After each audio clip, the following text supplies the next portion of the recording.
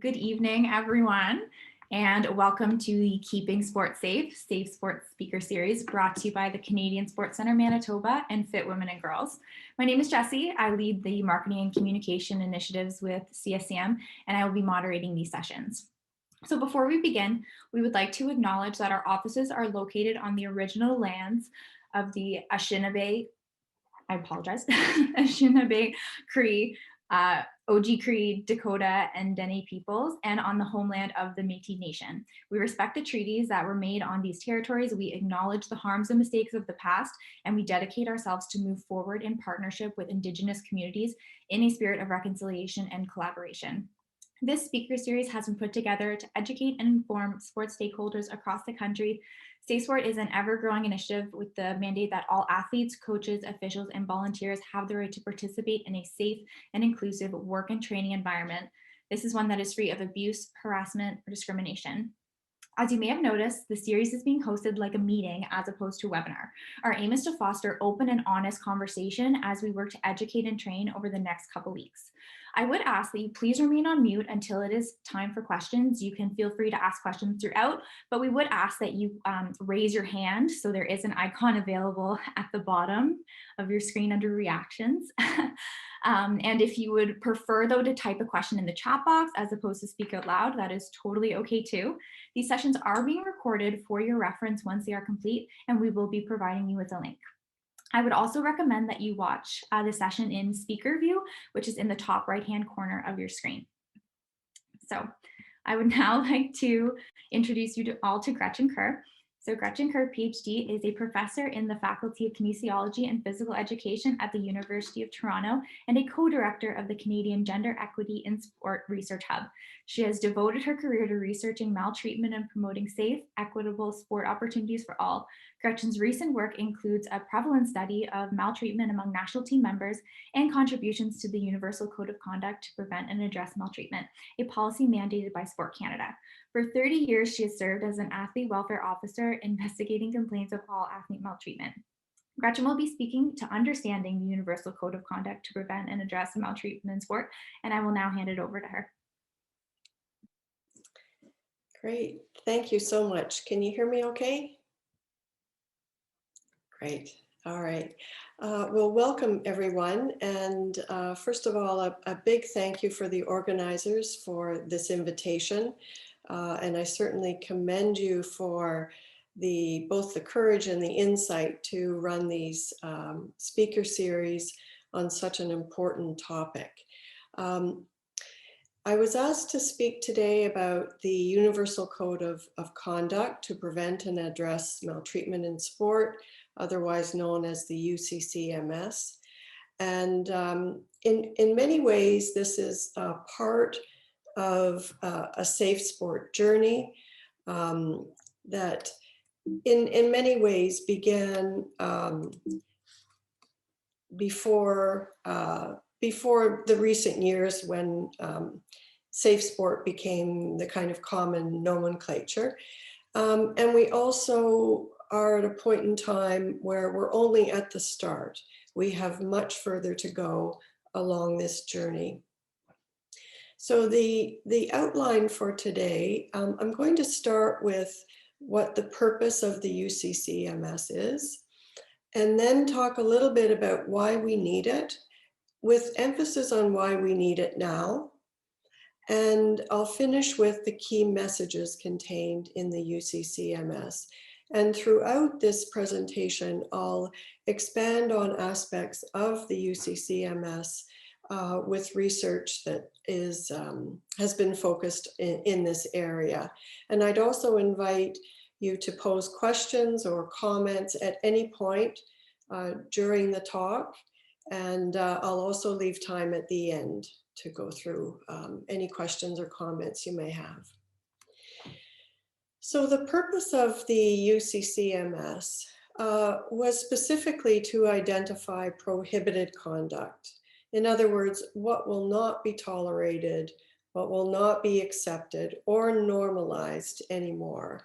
And in some ways, it was an exercise in self-reflection because there are practices in sport that all of us have come to accept as just the way sport is, that we've now had to take a second look at. And that really was part of the exercise.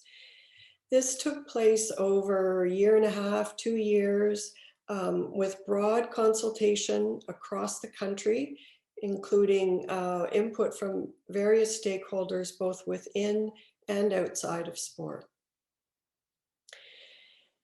So while it's identifying prohibited conduct, it's doing so with the long range view of achieving the potential and promise of sport. All of us are great believers in the value of sport for the overall health, well-being, and development of individuals across the lifespan and across a range of abilities and disabilities. We also believe that sport plays a critical role in the health of societies at large and the public good. But it can only reach those goals if it is safe for all participants. So I think it's helpful to, as a starting point, start with the Government of Canada's statement about sport. So its policy regarding sport is founded on the highest ethical standards and values. And this includes reference to all what they call participants, participants being athletes, coaches, sport leaders, administrators, IST, officials, volunteers, because it is an ecosystem, and we need to look at it that way. And of course, only when sport environments are safe and inclusive can these values in the Government of Canada's policies be achieved. So why do we need the UCCMS now? First of all, there is growing awareness of harms incurred through sport participation. This is against the backdrop that the majority, vast majority of sport participants have wonderful growth enhancing experiences. And the vast, vast majority of sport leaders only operate in the best interests of the athletes. However, for some, we're learning that harmful experiences occur.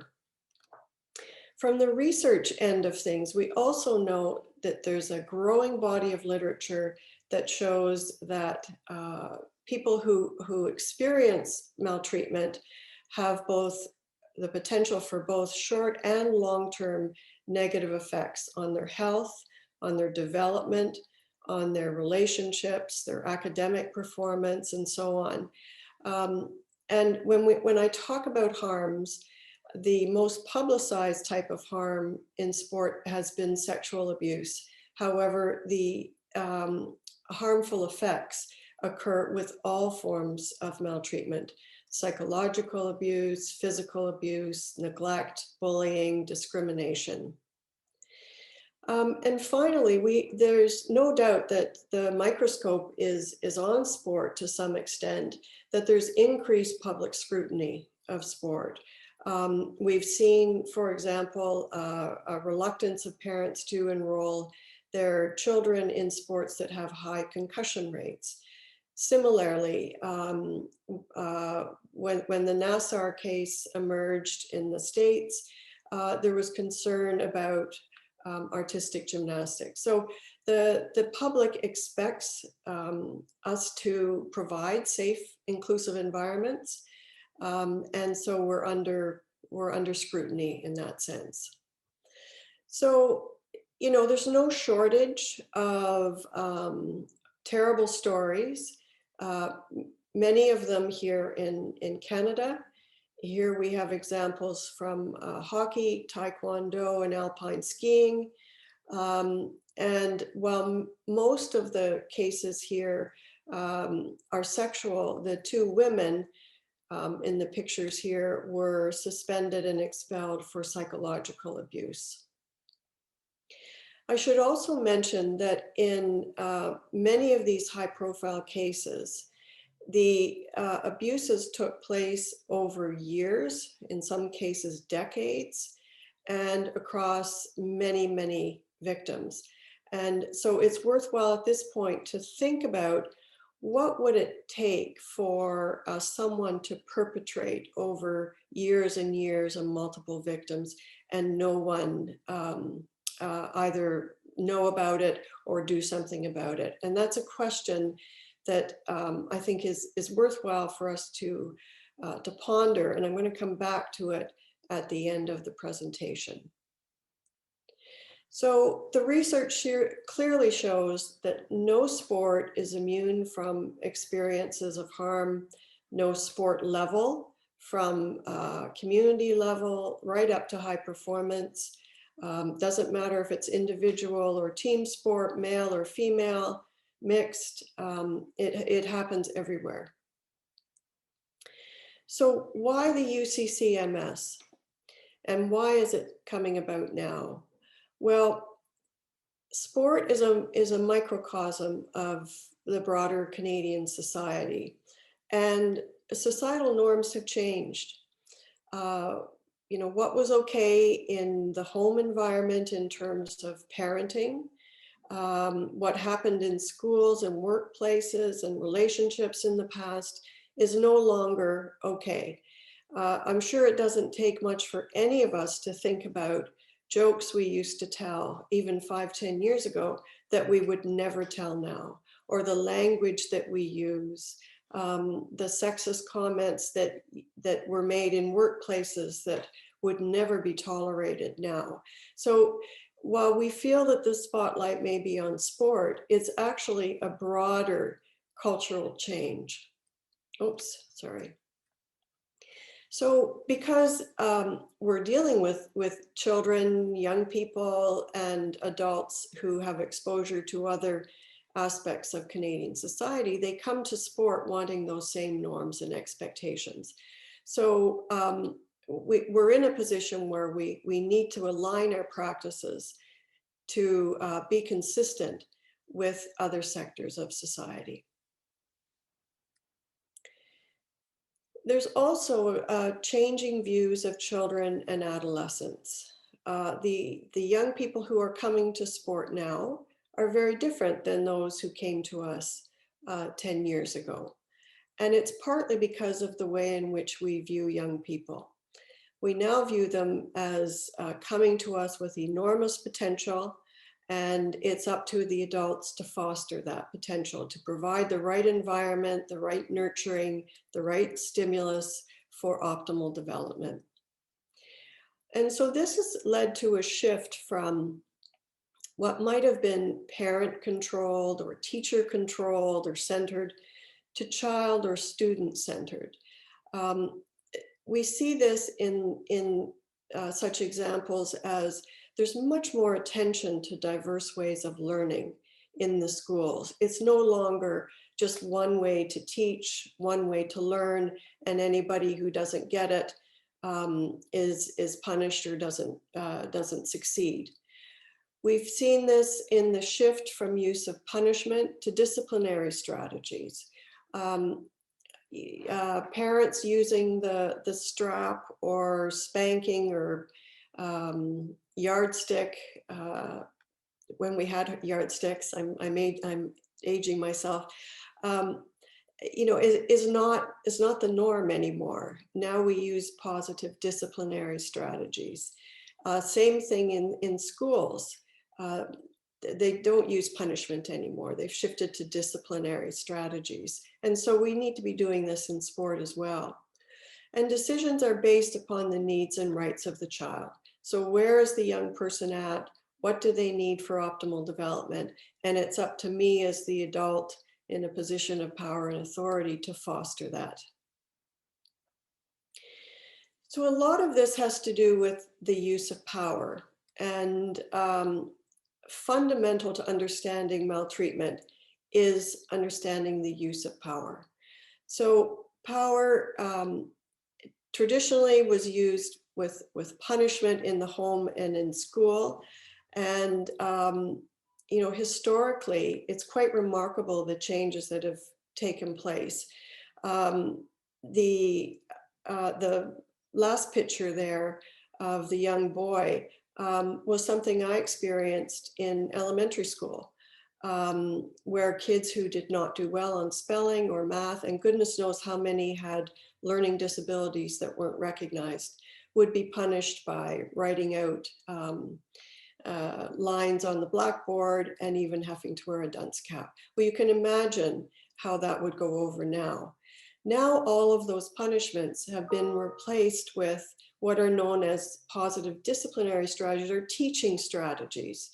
So these are where the child is guided. You discuss with the person what the expected conduct is and how to get there. You use natural consequences instead of punishment, and I'm happy to explain any more of this later. But there's been a real shift in the way young people are taught and the way that young people are put in learning environments, and this is one example. Another area that or aspect of the broader society that has influenced sport is the Me Too and Time's Up movements. These have really affected culture change, particularly in the workplace. And while these terms represent sexual abuse, sexual harassment, sexual misconduct, at the root of it, it's really about how power should and should not be used. It's really about how the boss can treat the subordinate. It's really about how the professor can teach this, deal with a student. It's really about power at its roots. It's also provided venues for people to speak up. And we've seen this in sport, where athletes have taken to social media. The Gymnastics Alliance social media campaign that emerged after Athlete A was released, that brought athletes from all over the world together to talk about their experiences of maltreatment. This also raises awareness of what's going on in sport. And then the more recent one with Canadian artistic swimming is another example. But these provide important communities of support for victims, support that they're not necessarily getting from anywhere else. But again, it's really about how power should and shouldn't be used. And it raises the bar for expected conduct. And this is true in sport as well. And finally, we must not ignore the impact that society, and Canadian society in particular, is placing on equity, diversity, and inclusion. And there are many examples here that really prompt us in sport to think differently about how we deliver and design sport to be more inclusive. So all of these have had an influence on sport. And when you think about it, the UCC MS might be new, but sport has always evolved. It's always evolved to changing societal standards. So, here we have in 1967, Catherine Switzer, who dressed up as a man to run the Boston Marathon. And when the officials found out she was actually a woman, she was tossed off the course physically, because women were not allowed to run the Boston Marathon. And that didn't happen until 1972, which from an historical perspective is actually quite recent.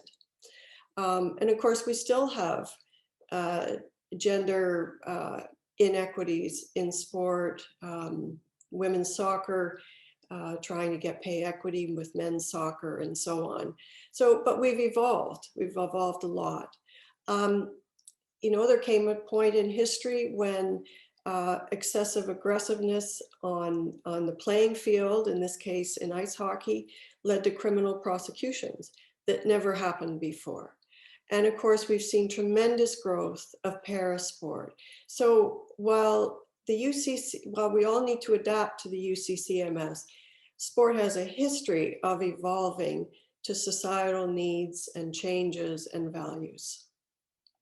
This is just one step in that journey.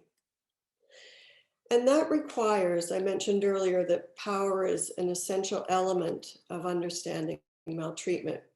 And we must remember that sport originated from the military, where young men, and only young men, were trained to become better soldiers through exercise and sport.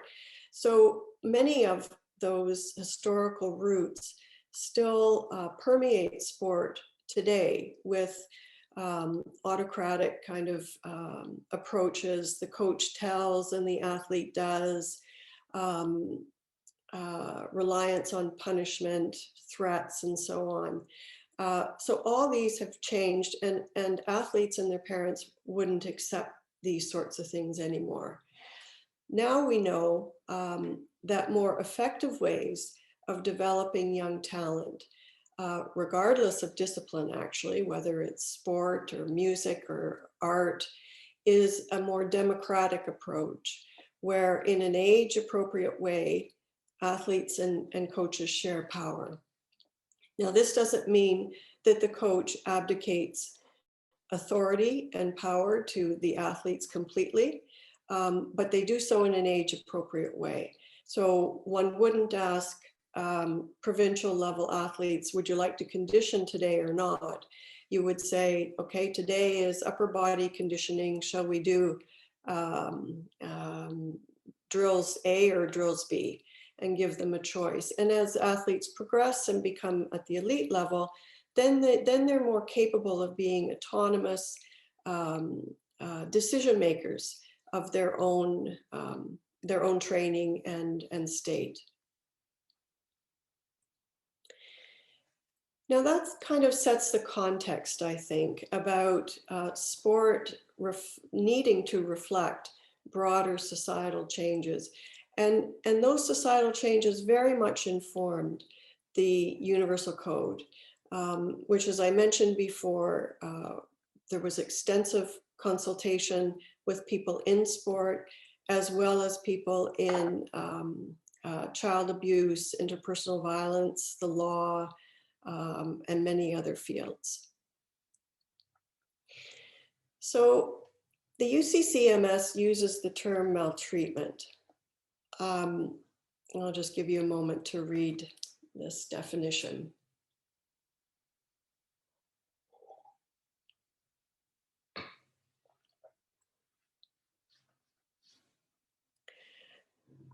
So the word maltreatment is used for many reasons. One is it's the term used by the World Health Organization. It's also the term used by the Government of Canada. It used to be referred to as abuse, but then there was the acknowledgement that neglect was actually even just as damaging as abuse for young people. And so to include both abuse and neglect, the word maltreatment is used. So there's some key definitions of this, key features of this definition. One is that it depends on a power imbalance. And that could be power based on status, a head coach and an assistant coach. It could be hiring an employer, employee, could be a coach and athlete, but there's always a power imbalance. The behaviors are not accidental. So the behavior itself is deliberate. And that's an important distinction. I come from the sport of gymnastics that involves a lot of touching. And there's a big difference between trying to catch an athlete in the air because they're in a state of danger and touching a private area of their body to keep them safe than a deliberate attempt to touch them inappropriately.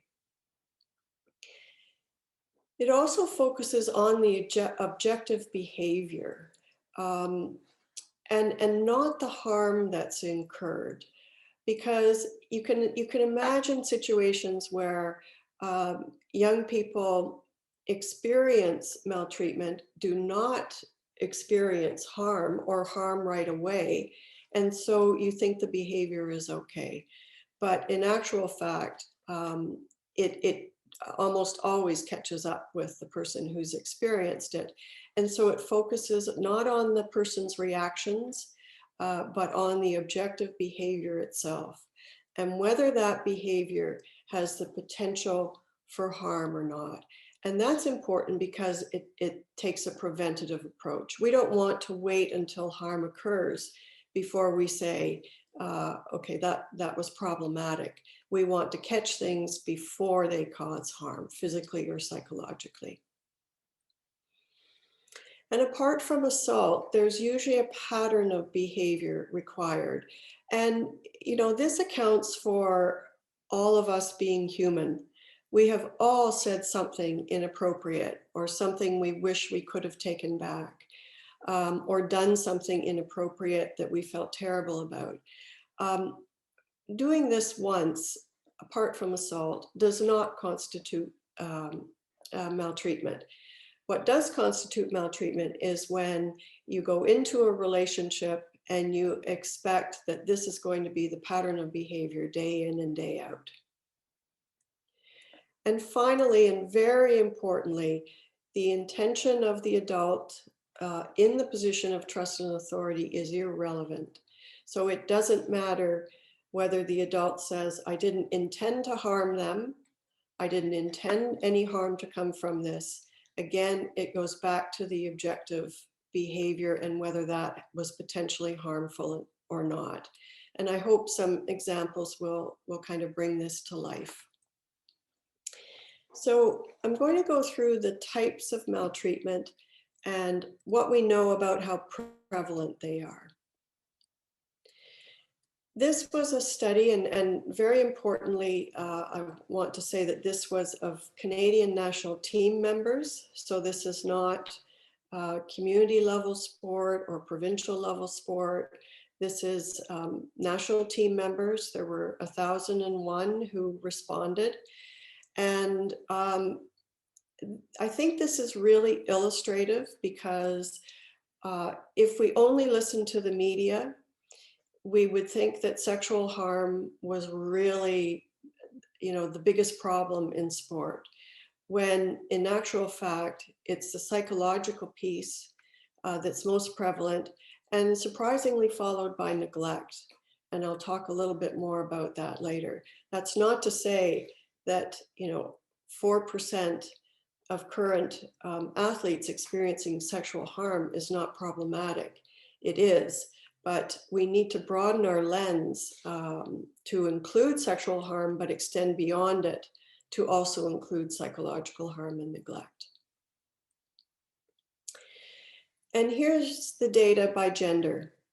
So across all forms of harm, current and retired athletes, females report more experiences of harm than males do. And this is consistent with violence rates outside of sport, and also a reflection of power, that there still is gender inequities in our society at large, and clearly in sport as well.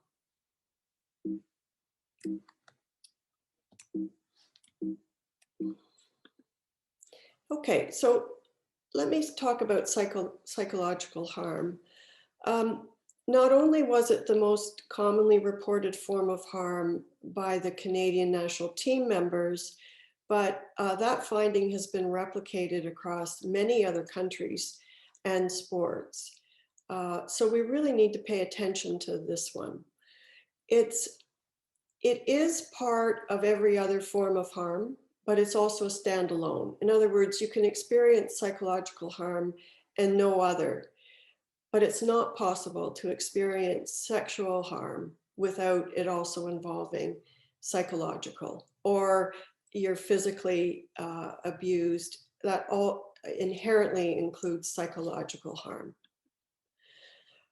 But psychological harm is the one that tends to be normalized in sport because it's associated with assumptions about talent, talent development and identification, and mental toughness. Um, it's often heard in sport, well, we use these strategies to make athletes tough. They've got to be tough to get to the top. And so we have this sense that in order to develop the best athletes, we have to be tough on them psychologically.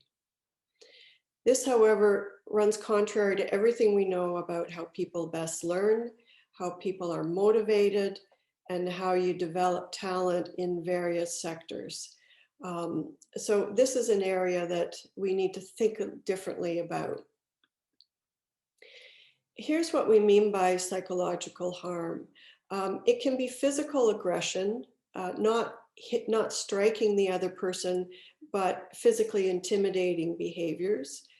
Can be name calling or criticisms of the person rather than the behavior. Degrading comments, intentionally ignoring someone sends the message that they're not worthy of your attention. And more recently, a lot of evidence has been gathered around the experiences of body shaming, negative comments about the body, and the psychological harm that that can do to athletes. Here's what the national team athletes told us. And there isn't room on the legend to put the whole phrase in there, but shouted at in a negative, critical manner. It wasn't being shouted at because someone has to shout across the soccer field or the ice arena to be heard. It was shouting with negative comments. Being put down, intentionally ignored, and so on. And these are some of the examples that the athletes gave in open-ended questions. These kind of reflect their experiences of psychological harm or psychological abuse or bullying.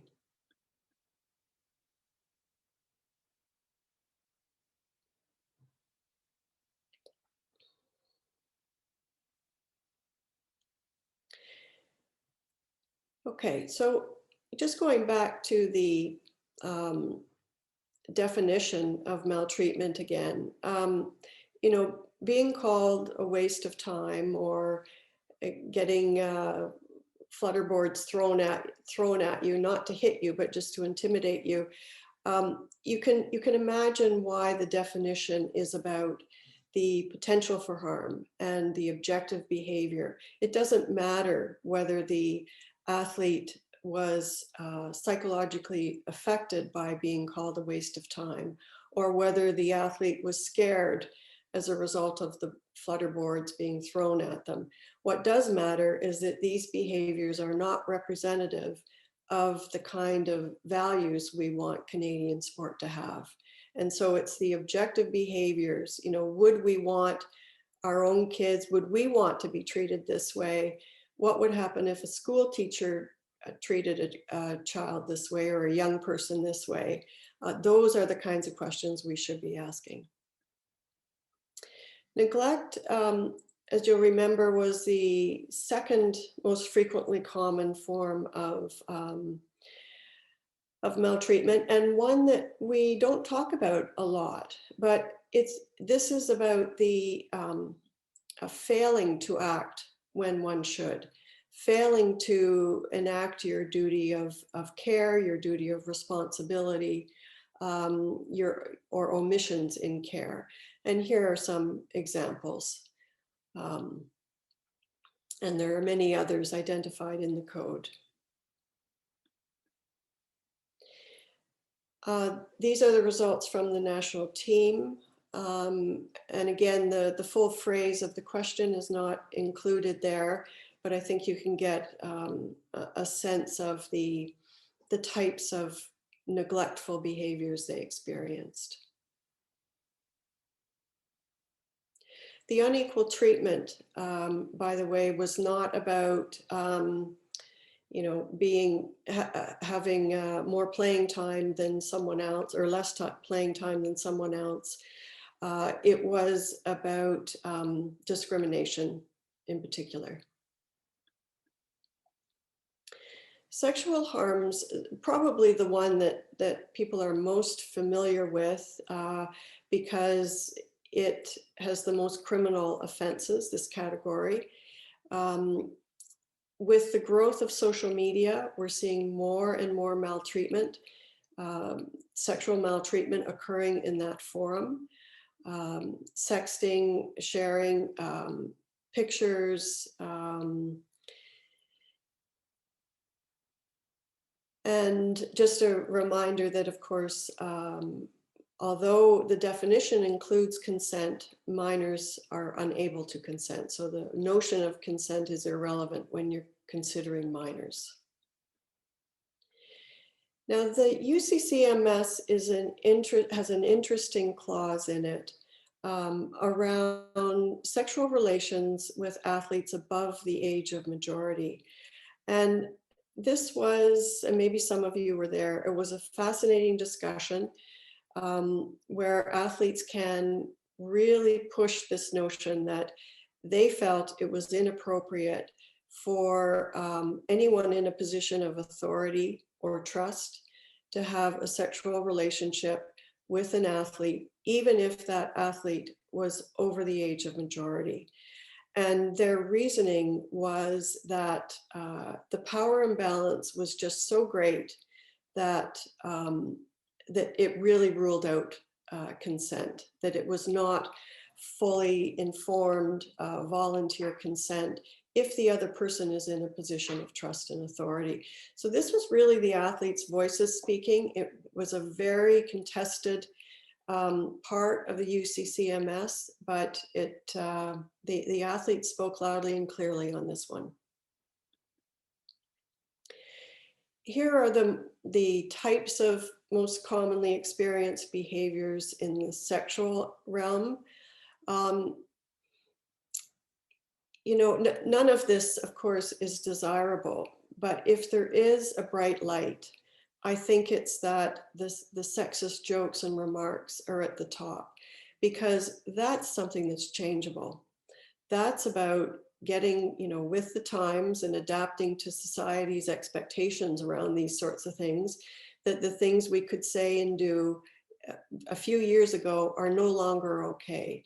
And so that, I think that's malleable. And so I'm optimistic about that one. And here's some examples of the types of sexual harms the national team athletes talked about.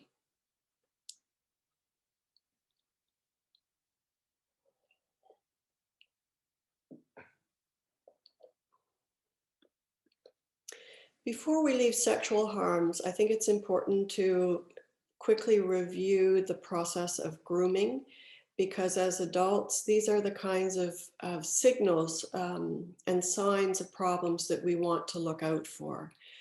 The process of grooming for sexual harm involves very slowly and gradually building trust and comfort with the athlete, very often a friendship and a close relationship. And then once that bond is created, then there's a gradual engaging in boundary violations. So nothing that you'd call the police over immediately, just small little boundary violations that you'd kind of say, okay, that's inappropriate. But they accumulate. And so the athlete learns that the boundary is continually extends and extends and extends. These are the types of things that all of us should be looking out for when we're trying to protect athletes or other people, I should say, and it's not just athletes. The offender also gains the trust of the adults around the young person. So gets the trust of the parents. You'll often hear sexual offenders who are very good friends with the parents of the victim. They've been to their house for dinner, they've gone on family trips with them, and this protects the offender because the parents are anything but suspicious. And then the behaviors, move from a sexual joke to an accidental inappropriate touch, and the boundary keeps expanding.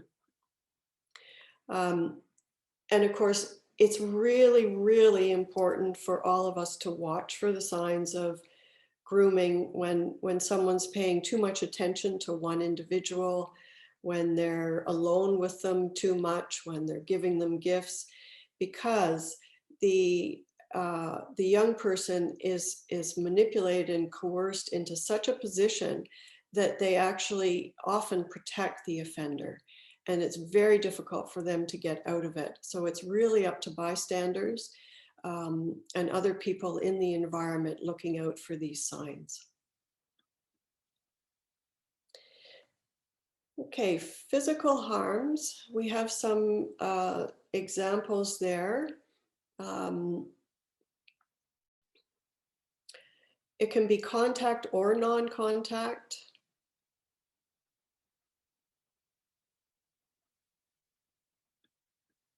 And in our Canadian national team sample, almost all of the experience was around the use of excessive exercise as punishment. So running suicides until athletes collapsed, or bag skating until athletes vomited. And this was usually in reaction to a poor performance, a lost game, not paying attention, and so on.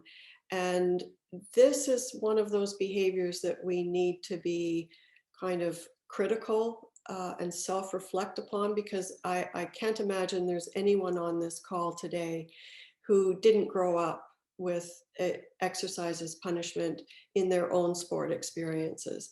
And yet this is something that now we need to reflect upon. Punishment, we now know, does not work. It only encourages people to find ways of cheating and getting around things, and it creates for negative experiences and negative relationships.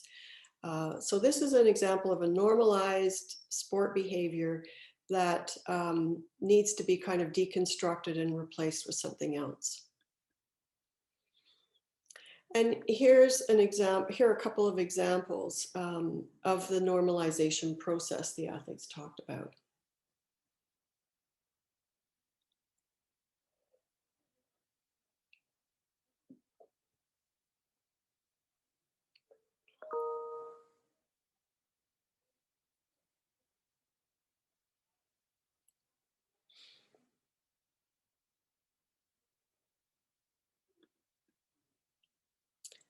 Okay, the UCCMS also talks about reporting obligations because it relies on all of us to ensure safe environments for everybody, not just for the athletes, but for one another as well.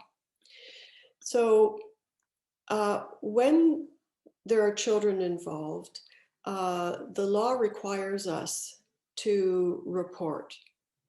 And the age at which you're mandated to report varies by province and territory. I believe in Manitoba it's 18. And importantly, this is a duty to report known or suspected child maltreatment. And that's important because for two reasons. One is we want to prevent harm to a child. So if you suspect something is going on, you don't need to wait until there's evidence, and you don't need to investigate to see if there's evidence. If you suspect a child is in harm's way, you report to the authorities and they do the footwork to find out what's really going on. Importantly, the law also protects us as people reporting if that suspicion turns out to be unfounded. So the law would prefer we err on the side of protecting children rather than looking for evidence and having a known case or known evidence. So very important, no penalty for those who report suspected maltreatment and it's later found to be untrue or unfounded. Professionals who work with children and youth have an added responsibility. So sport leaders are in this position of having a higher level of responsibility to report. So it can go pretty much anywhere can be your entry point. Either the police, child services, children's aid. You're very fortunate to have the Canadian Centre for Child Protection there. They're fabulous. So lots of open doors. And importantly, the report must be made directly and not delegated. So if you're an assistant coach and you see something and you report it to the head coach, you cannot expect the head coach to report. You must report directly yourself. The UCCMS provides a clause that refers to disciplinary action if this legal duty to report is not enacted. In other words, if you, and again, we hear the suspected here, if you fail to report actual or suspected any kind of maltreatment involving a minor, there could be disciplinary action. So this is important because addressing maltreatment in sport is a collective responsibility.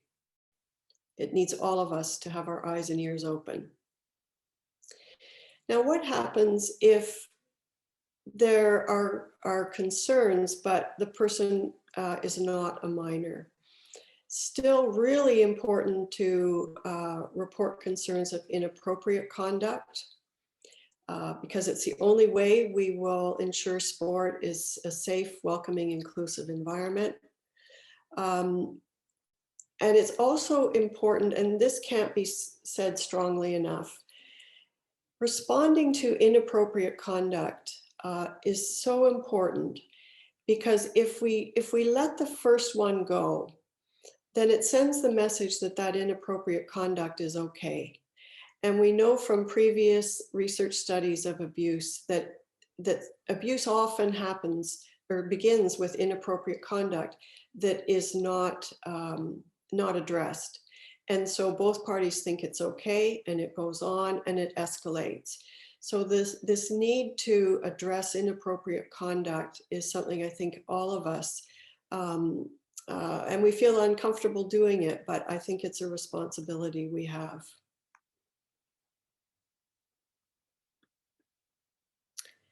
And that kind of gets to this notion of maltreatment being a systemic issue.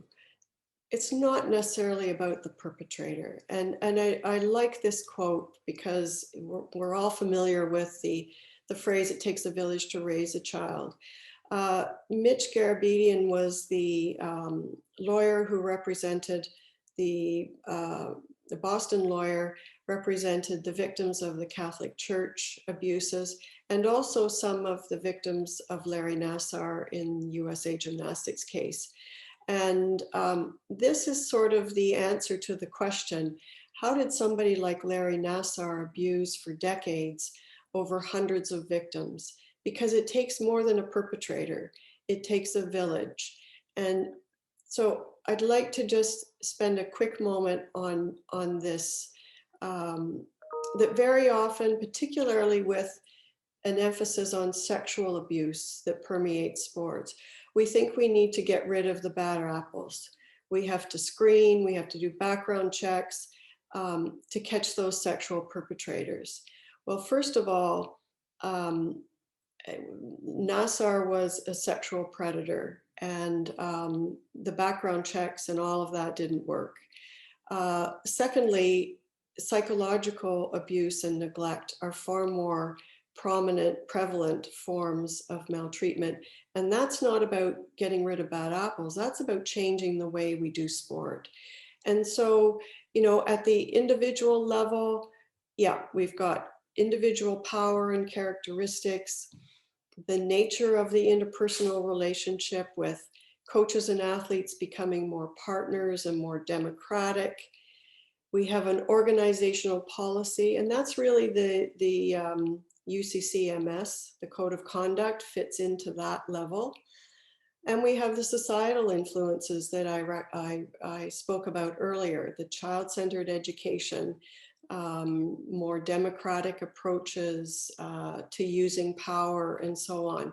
So we're talking about the UCCMS here as an organizational policy, but it really requires interventions at all of these levels in order to address maltreatment. I know that since the UCCMS has come out and safe sport has permeated Canada, that many coaches have felt targeted by the safe sport movement. The coaches are just part of a system. They're hired and fired based on their athletes' performance. There's all kinds of systemic issues that leave them vulnerable as well to misuses of power. So the next steps really are, the first step is the one we're talking about today, the development of the UCCMS. But identifying prohibited behaviors, that tells us what not to do. The next step is to identify what to do. What are the expected conduct? What are the expected norms? What should an optimal coach-athlete relationship look like? That's the other piece of the equation. And I think that's really important, because if we, for example, say to sport leaders, you really shouldn't be using exercise as punishment anymore. It's a form of maltreatment. That's fine. They may accept that, but why wouldn't they say, well, what do I use now? I know I can't do X, but what's Y? They need replacements, and that's step 2. And then step 3 is about how to get there. And so at some point, here we're talking about the left-hand side of this continuum, the prevention of harm. And the next step is really moving from this focus on prevention of harm to the optimization of experience. How do you, and this applies to athletes and leaders, support staff, and so on. How do you set up an environment where everyone feels included? You get a sense of achievement, you have positive relationships, you develop skills that are going to help you in other sectors of life. What are those? What does that look like? And how do we know when we've achieved it? And that's the next step in this journey. So just to summarize, sport, yes, is under pressure to make some changes, but so are other sectors of Canadian society and internationally. The norms and expectations are changing, and sport has to reflect these. We want to prevent harm, and therefore we want to look at what behaviors could be potentially harmful. We need to rethink about how we use our positions of power. Power is not a negative thing. It's not a bad word. It can also be used very constructively to help others, to help them develop and be healthy. It's important, all of us as adults, regardless of our position in sport, to know what our reporting responsibilities are. And we need systemic change from the individual level right up through the organizational level. So I thank you very much and would be happy to answer any questions, address any comments people have.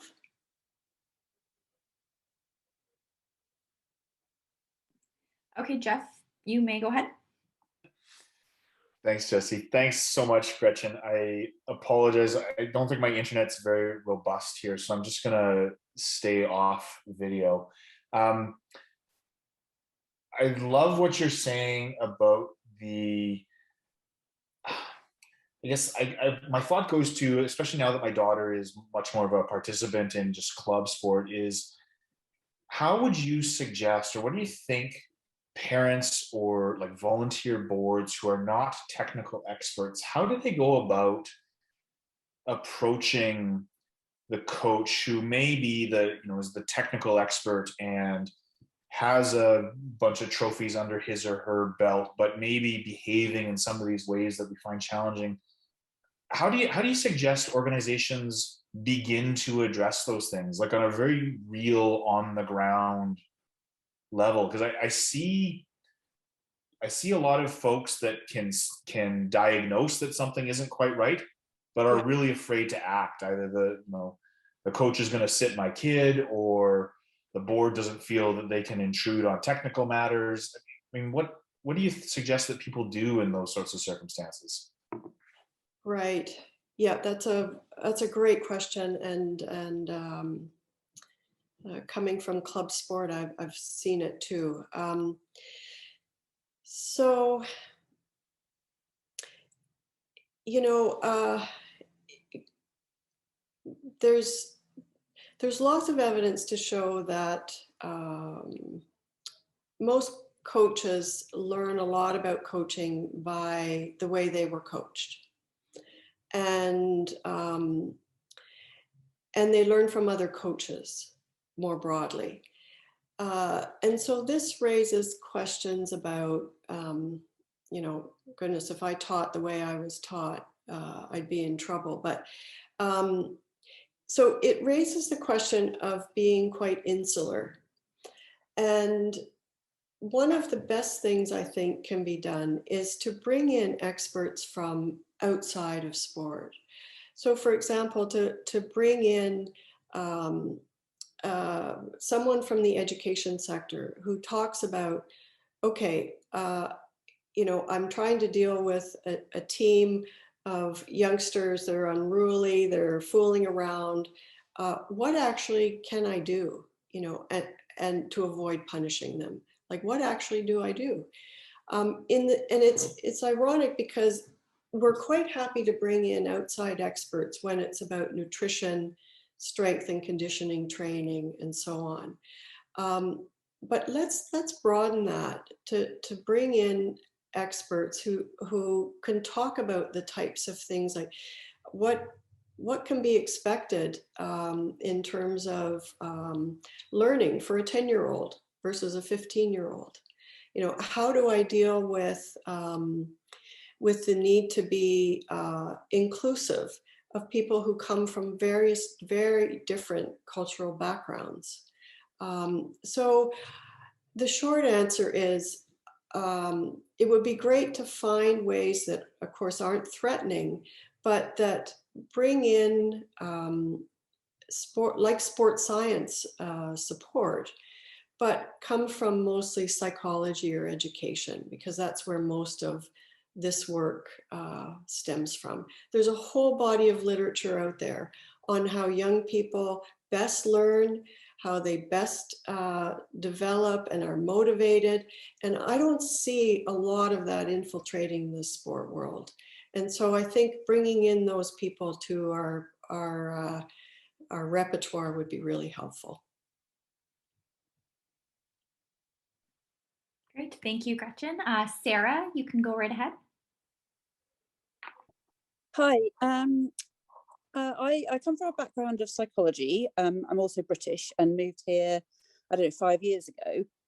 And so I have a very strong belief that child protection, and so I'm specifically talking about reporting suspected or proven, I guess, abuse, neglect, emotional harm.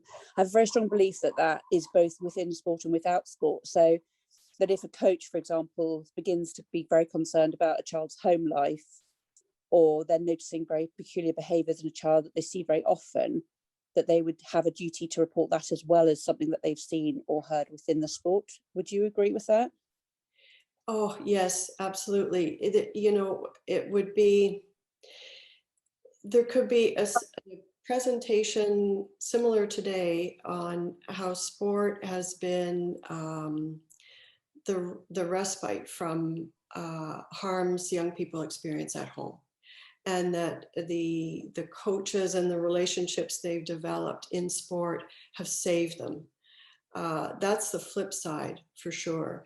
But yes, just as in the same way that when teachers see children come to school repeatedly with unexplained bruises, we need to be doing that in sport as well. Yes.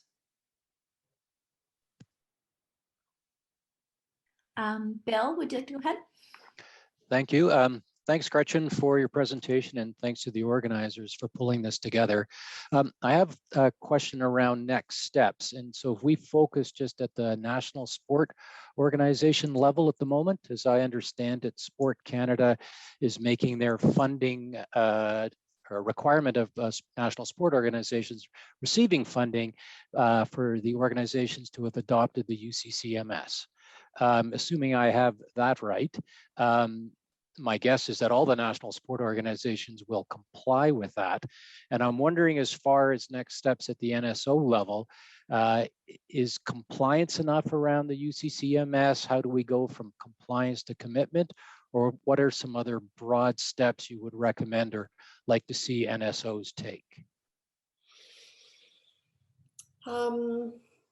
So I think many NSOs are planning as next steps to encourage provincial organizations to adopt it as well, so that there's alignment in policies and an alignment in the way cases are handled. It's like any other policy, there needs to be education around it. The Coaches Association of Canada has a safe sport training that really kind of covers the UCCMS in an e-learning module. But as I say, it's the picture is incomplete unless we also add on top of that what are best practices. What do we want to see in our sport, in our province, in our club, and how do we get there? Because it's not enough to just say, you can't do X and Y anymore. We need to help people understand what disciplinary strategies are available. How do I implement them effectively? How do I share power with athletes without giving up my authority? These are the really meaty issues that we need to get into to make this work. I think just the initial code it's a necessary foundational piece, but we have a lot more work to do in terms of flipping the question around and saying, what kind of sport do we want? What does it look like? And how do we get there?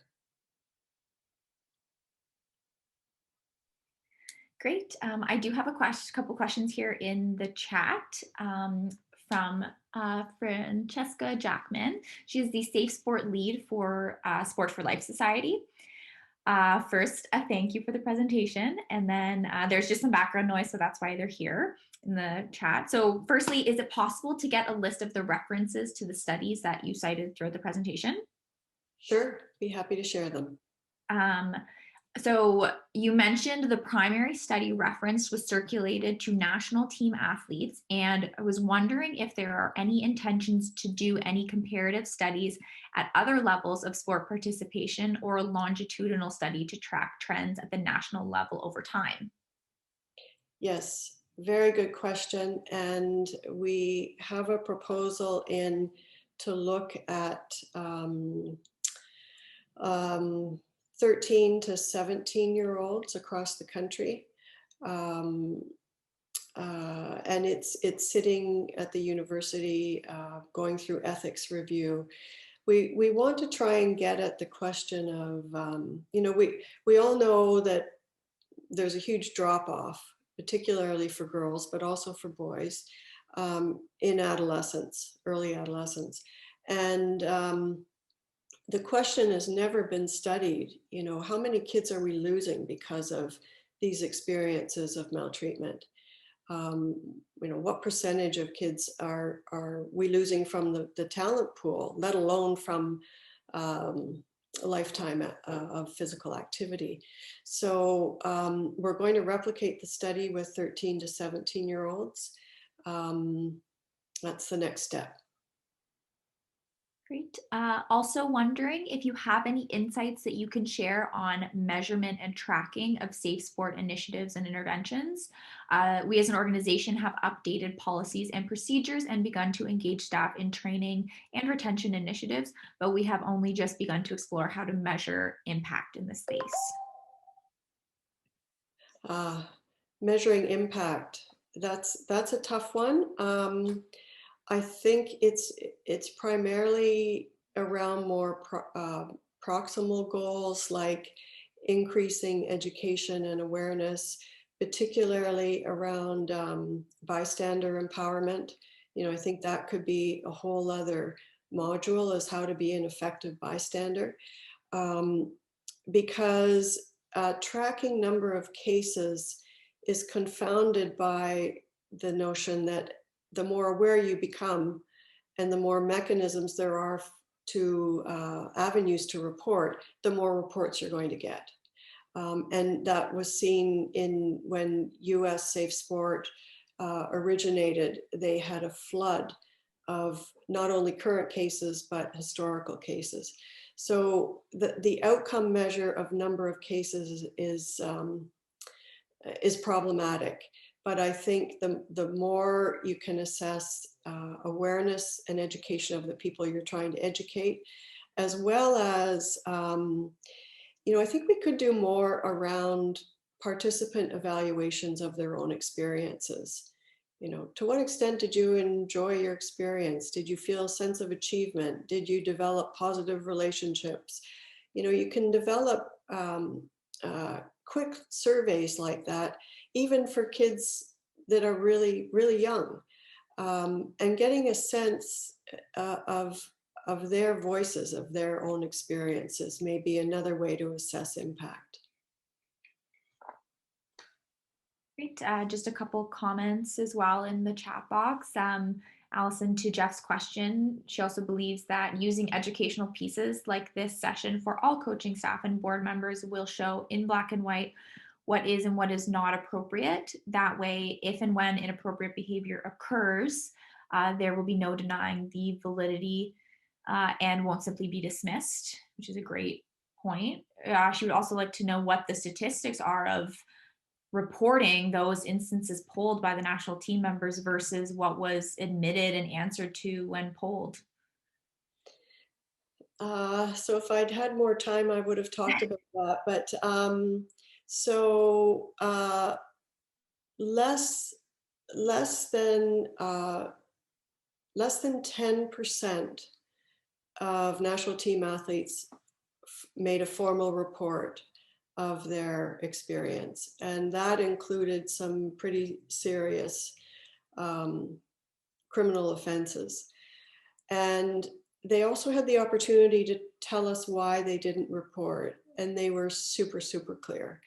They didn't have a place to go to that was safe or confidential, and they feared negative repercussions for their careers, that they would be cut from the team, that their funding would be cut, that it would destroy the team. And they're very cognizant of how unsafe it is to report. So less than 10%.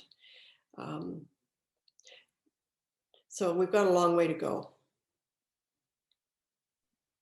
Great, thank you. just want to open up if there's any last questions here.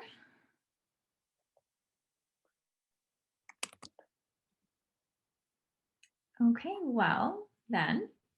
Oh, Bill, you've raised your hand. Please go ahead. Yes, thanks. If I understand it, the code, the UCCMS version we have is 5.1. Sorry, the one I have is 5.1 from 2019. And originally when it came out, we were told that this is draft and not to be shared widely, although one can easily find it. Could you talk about the next steps of rollout and whether there's another version coming out? Or So the missing piece is how it will be, how complaints will be addressed. And we're waiting any day now for the announcement of the independent body that will be established to receive and address complaints. So that's the missing piece, is how actually to implement a complaint mechanism. and is it the case, or do you believe, or do you think it's a good idea if there's one body to address that across all sports, or is there an advantage of having the athletes have an option to go to an independent person that's sports specific as an option? I think it really depends on how many indices of independence there are. Currently in the Canadian sport landscape, we have many examples where elements of the process are independent, but not the whole process is. So you may have an independent investigator, but if the report goes back to the CEO or the board, it's no longer independent. If the recommendation for sanction goes back to the CEO or the board, it's no longer independent. So unless all those boxes are ticked, I think an independent body is the way to go. I think I know people are very concerned about sport-specific considerations. I mentioned earlier, I'm from the sport of gymnastics, so you can imagine that the touching involved in gymnastics would never be acceptable in other sports. And so quite rightly, they're worried about how that will be interpreted. On the other hand, we don't want one behavior to be okay, one form of maltreatment to be okay in one sport and not in another. And we don't want someone from a rural area having fewer resources than someone from a densely populated area. So those are the pluses of having one body. And then in the investigation, the sport-specific things will come into play. I remember a case not too long ago in education where a teacher was accused of physically pushing a child, and the child got hurt. Well, it turned out in the investigation that the teacher pushed the child out of the way of an oncoming car. The child did get injured, but not from the car. And so in the context, in the investigation of the details, that's when the sport-specific considerations will come into play, and any reasonable neutral panel will say, well, that's, hitting's okay in hockey, but it's not on the pool deck. And we get those sport-specific nuances. Thank you.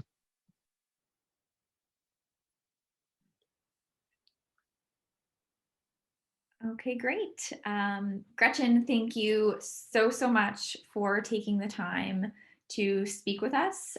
You have incredible knowledge in this space, and we are all super fortunate to be able to learn from you and really just so appreciate your time and the knowledge that you can share with us. We're also super fortunate that she's given us a bit of a taste for some of the upcoming sessions that we hope you'll all be joining us for. So looking at gray area behaviors tomorrow, technology and social media. We have a presentation from the Canadian Centre for Child Protection, diversity, equity, and inclusion, just to name a few. And we're just so happy that we got a little bit of everything from you there as well. Mm-hmm. Great. It was my pleasure. You've got some great work going here.